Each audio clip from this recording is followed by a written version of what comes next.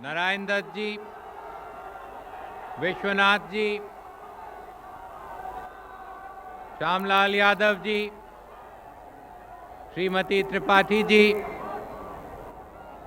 मिश्रा जी, माताओं और बहनों, बुजुर्गों और भाइयों, मैं आपसे पहले तो क्षमा चाहता हूं कि समय पर आपके बीच में नहीं आ पाया। सुबह से बहुत लंबा रास्ता लिया था और सारे रास्ते इतने उत्साह के साथ उत्तर प्रदेश की जनता ने स्वागत किया है कि हम समय पर नहीं पहुंच पाए। मैं आपका बहुत आभारी हूं कि आप इतनी बड़ी संख्या में इतनी देर तक ठहरे हुए हैं। काशी के ऐतिहासिक धरती से, जहां से हमारी परंपरा बनी है, जहां से भारत की संस्कृति बनी है, वहां आज आकर मुझे बहुत खुशी है। लेकिन कुछ ही दिन हुए, एक महीने हुए, हम सबको बहुत दुख हुआ था। एक महीने हुए जब इंदिरा जी की हत्या हुई थी, तो एकदम से देश के सामने अंधेरा दिख रहा था। कुछ शक्तियों की कोशिश ही थी कि वो हमारे देश को तोड़ डालें।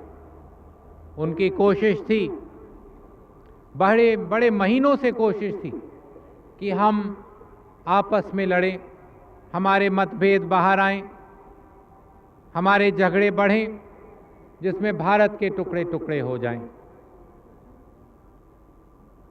उन्होंने बहुत चाल चली थी।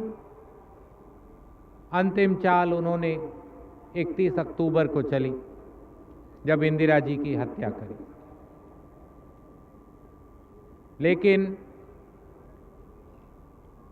जो भारत की नींव गांधी जी की, पंडित जी की, इंदिरा जी की बनाई हुई, वो इतनी कच्ची नहीं है कि कुछ हथियारों की गोलियों से टूट सके।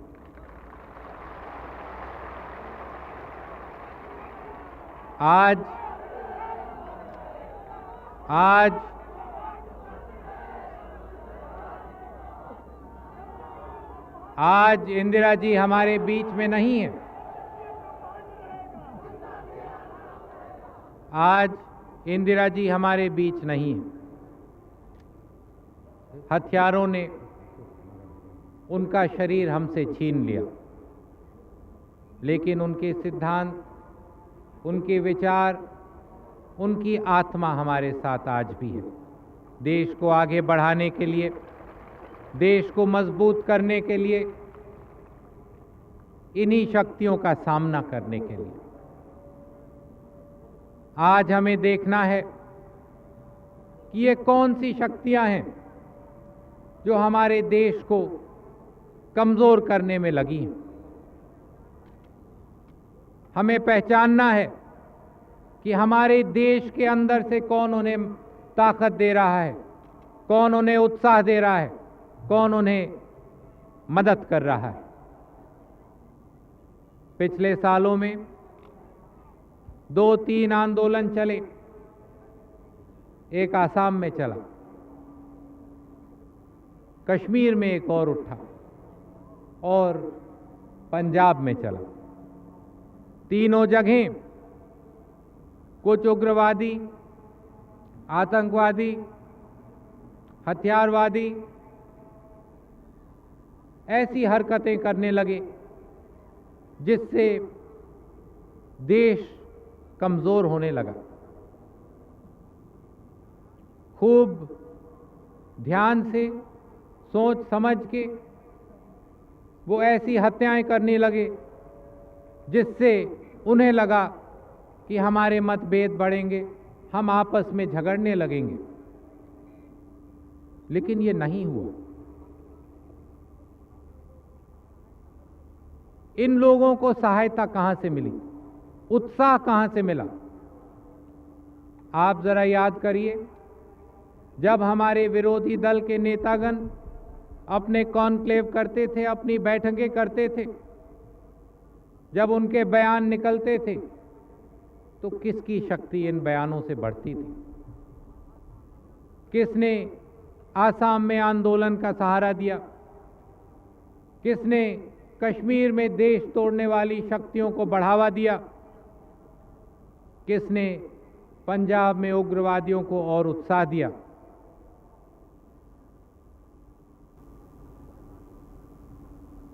हमें मालूम है कि हमारे विरोधी दल के नेता अपनी राजनीति चलाने के चक्कर में किसी भी चीज को पकड़ने को तैयार हो जाते हैं।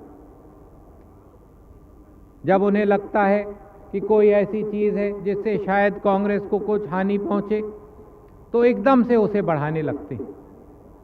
उन्होंने आसाम में ये किया, कश्मीर में ये किया, पंजाब में ये किया, लेकिन वो भूल गए कि कांग्रेस का प्रश्न नहीं था, प्रश्न देश का है, देश की एकता का, देश की अखंडता का, देश की आज़ादी का है। और जब देश की एकता और अखंडता के लिए खड़ा होना पड़ा, तब मैदान में खाली कांग्रेस अकेले दिखाई दी। चाहे आसाम में था, चाहे कश्मीर में था, चाहे पंजाब में था।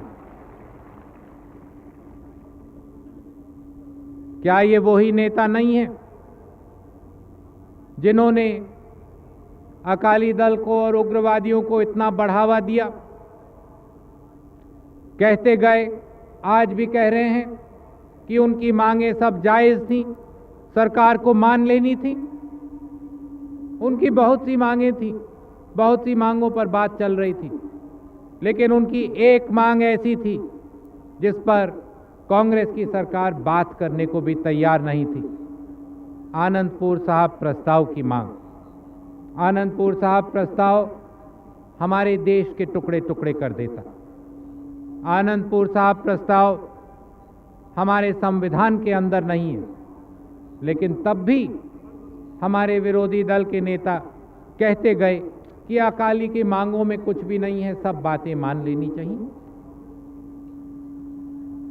देश को बेचने को तैयार हो जाते हैं अपनी राजनीति चलाने के लिए।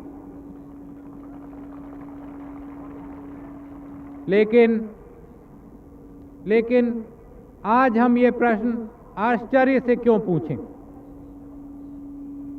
ये जरूर हो सकता है कि नई पीढ़ी बैठी है जो 50 साल हुए यहां नहीं थी, जिनको मालूम नहीं है आज़ादी के आंदोलन के समय पर ये लोग क्या कर रहे थे।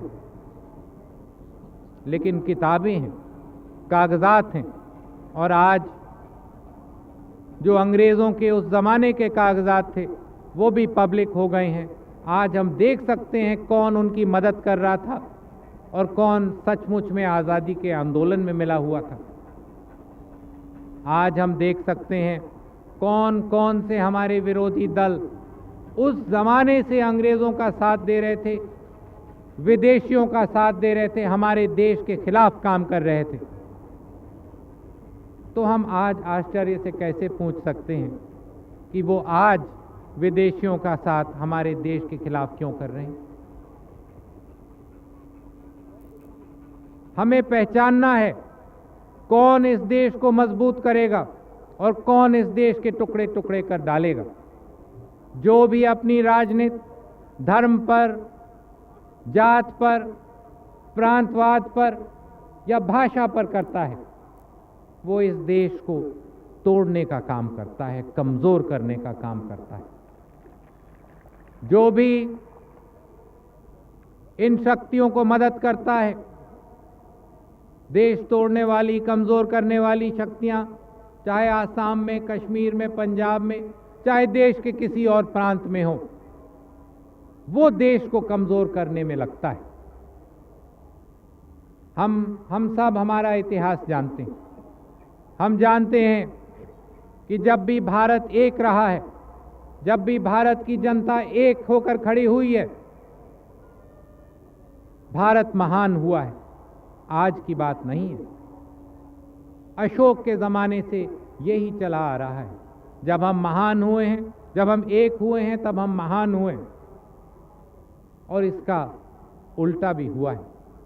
जब भी हमारे आपस के मतभेद बढ़े हैं, जब भी हमारे आपस के झगड़े बढ़े हैं, हम कमज़ोर हुए हैं, हम नीचे गिरे हैं, हम गुलाम हुए। हम गिरे हैं जब हमारे ही किसी भाई ने हमारे पीठ में छुरी डाली। आज जब हम देखते हैं हमारे कई नेताओं को, इन शक्तियों को उत्साह देते हुए, विदेशी हाथ को मदद देते हुए, तब हमें बहुत ध्यान से काम करना है। आंख कान खुले रखने हैं और समझना है कि कैसे कैसे भेद हमारे देश के अंदर चल रहे हैं। कुछ ही महीने हुए एक दल ने अपने 2 नुमाइंदे पाकिस्तान भेजे थे और कोई साधारण नुमाइंदे नहीं थे। 77 और 80 के बीच में कैबिनेट मिनिस्टर थे केंद्र में, और उन्होंने आके हमें आश्वासन दिया पाकिस्तान की सरकार की तरफ से कि जितने हथियार पहुंचाए जा रहे हैं वो भारत के खिलाफ इस्तेमाल नहीं होंगे।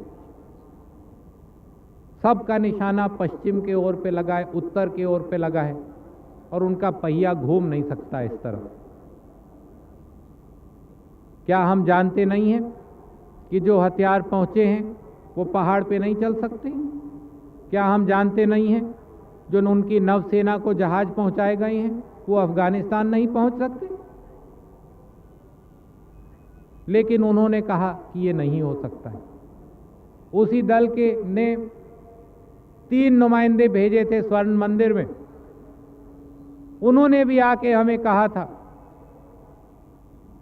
कि कोई आतंकवादी नहीं है, कोई उग्रवादी नहीं है, कोई क्रिमिनल नहीं है, कोई बंदूक नहीं है, कोई असले नहीं है।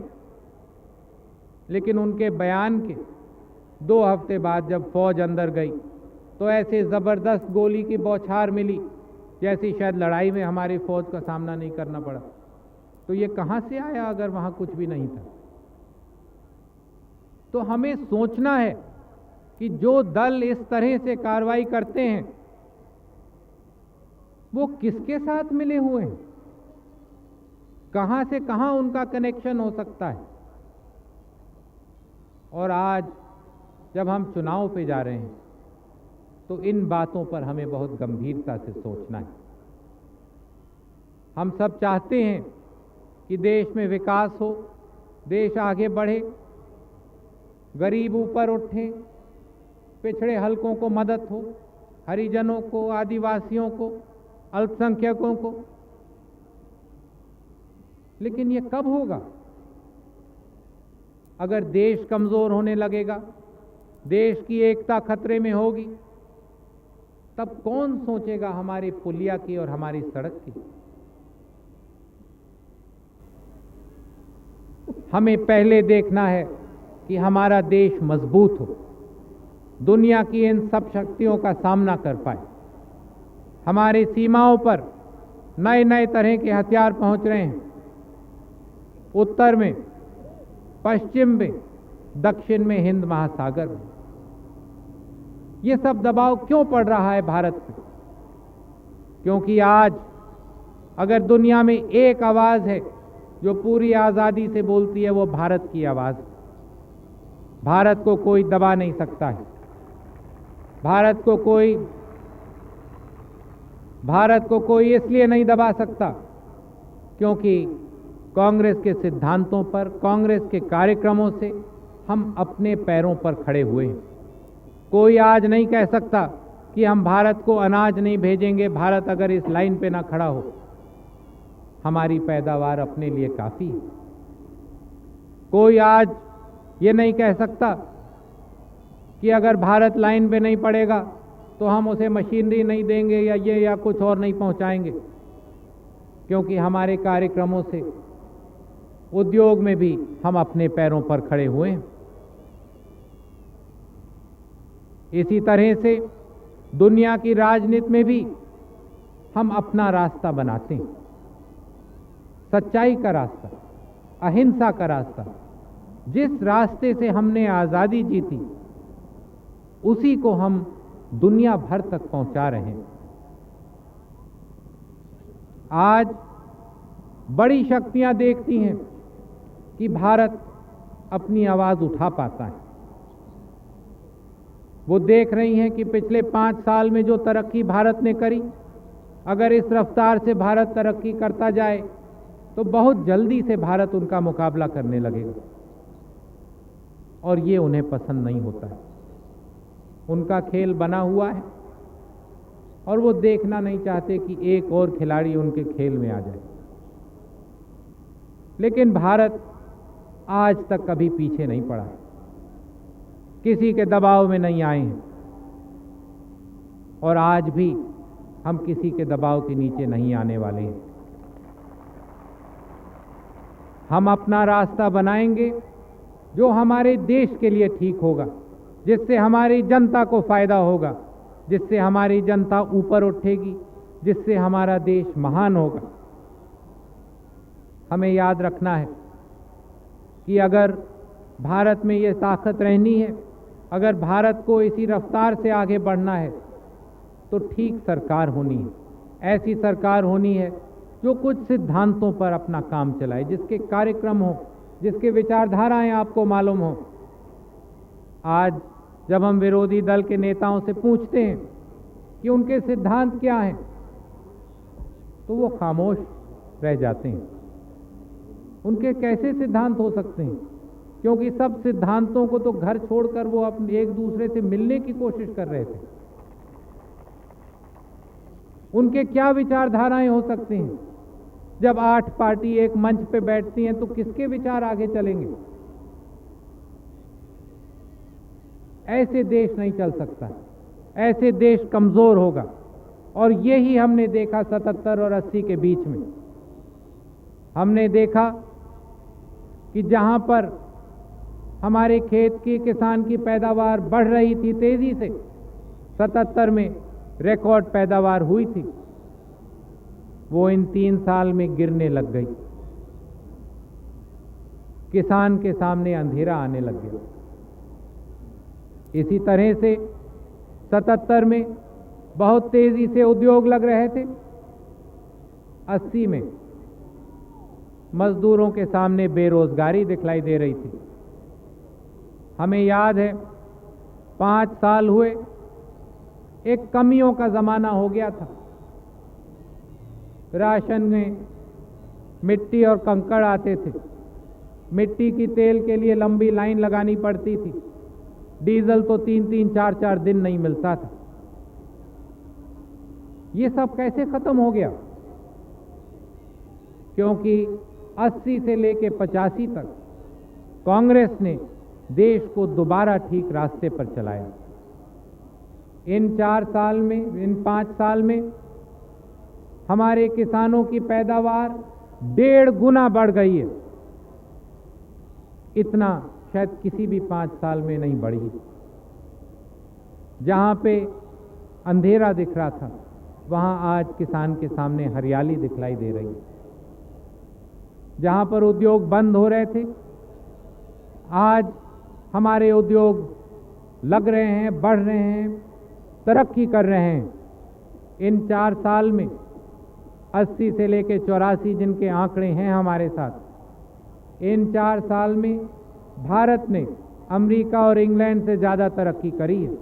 ये कोई मामूली बात नहीं है।